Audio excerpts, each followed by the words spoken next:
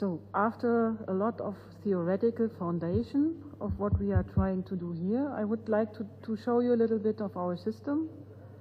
It's quite easy. It's browser-based, so I'm just using it with a simple browser. Here it is Firefox via the internet. You don't need very much for it. In the beginning, Professor Godard told us that the system might be of very much help for the patent offices. So let's together just try to do or try to understand how easy it is if someone has already input a patent application analysis into our system to find out whether the patent application might be granted a patent or not. Dorte. Yeah? Shrink it a little bit. It doesn't fit on the screen. Mm-hmm.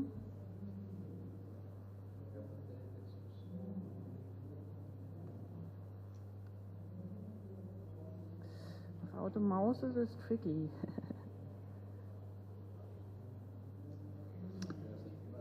We must leave it like this because otherwise you can't read anything anymore, and then it's better to have it like this, yeah. Hmm? Okay, good. It's not much smaller. But we will distribute, of course. I mean, all of you might have got it already. A copy of the presentations here, and further materials can be found from the speakers later on. But we have a description of the system as such already prepared in a little folder, which everybody might have already in front of him or her here. Yeah, it's the last document that you have in your folder. Right, coming back here, as I said, we want to go through a finished analysis here, like perhaps an examiner might if an inventor has presented his patent application in the electronic form of the system. Before we can start to understand how the analysis has worked, we first need to get acquainted a little bit about what the intended ETCI behind this here, what is this all about. I have, yeah? Go back.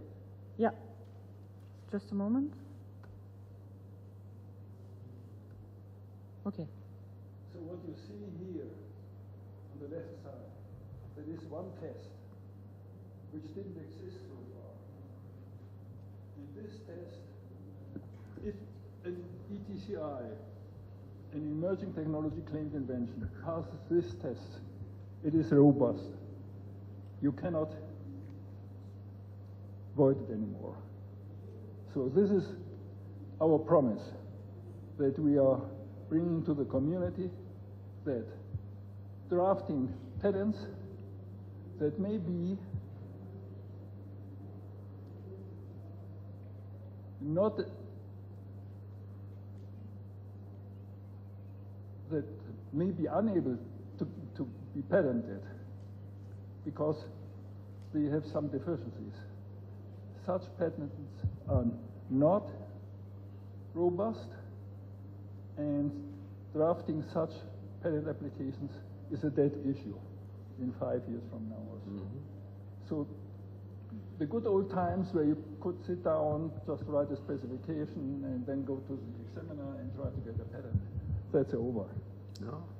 You got to deliver an orderly piece of work, and the examiner then, as Heinz said, would just run it through this test that you see here, and if it passes this test, then it will get a patent.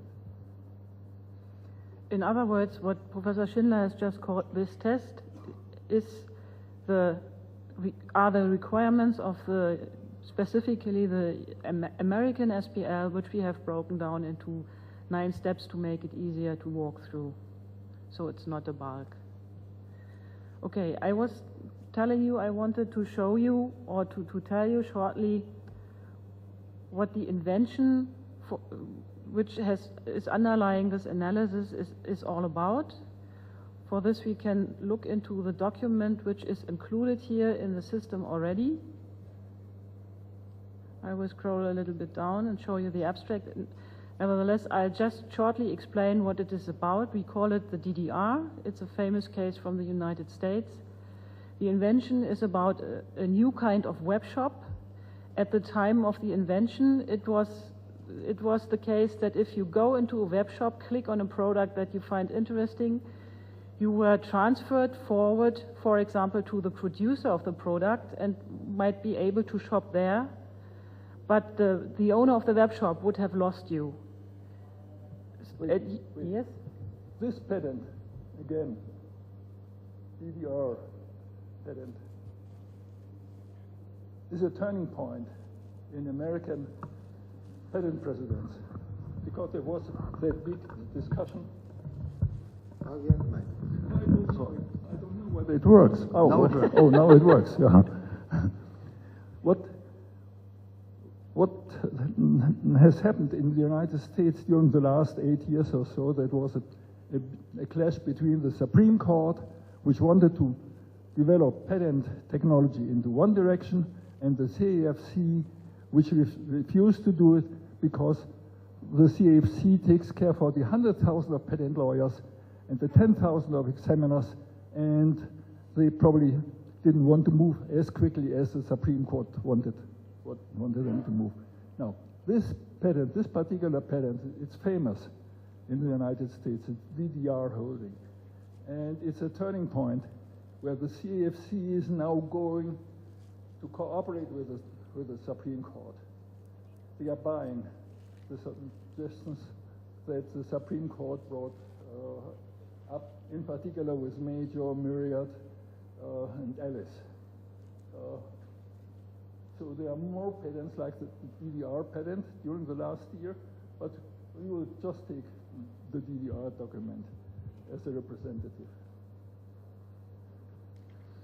So again, let me resume. The novel idea in this invention is that the customer, when he clicks on a product, will be kept in the web shop, can buy the product if he wants to in the web shop.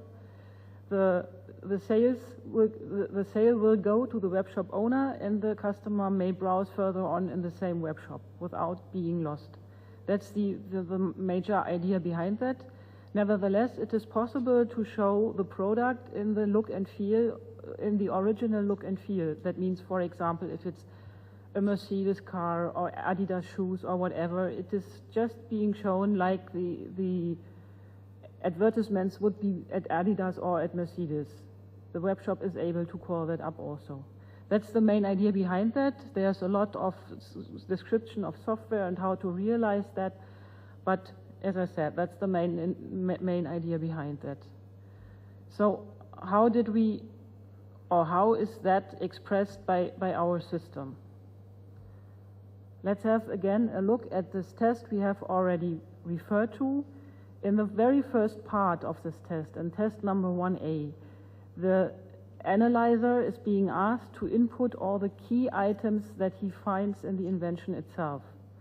So in order to look at the output of this test, I want to show you a graphical description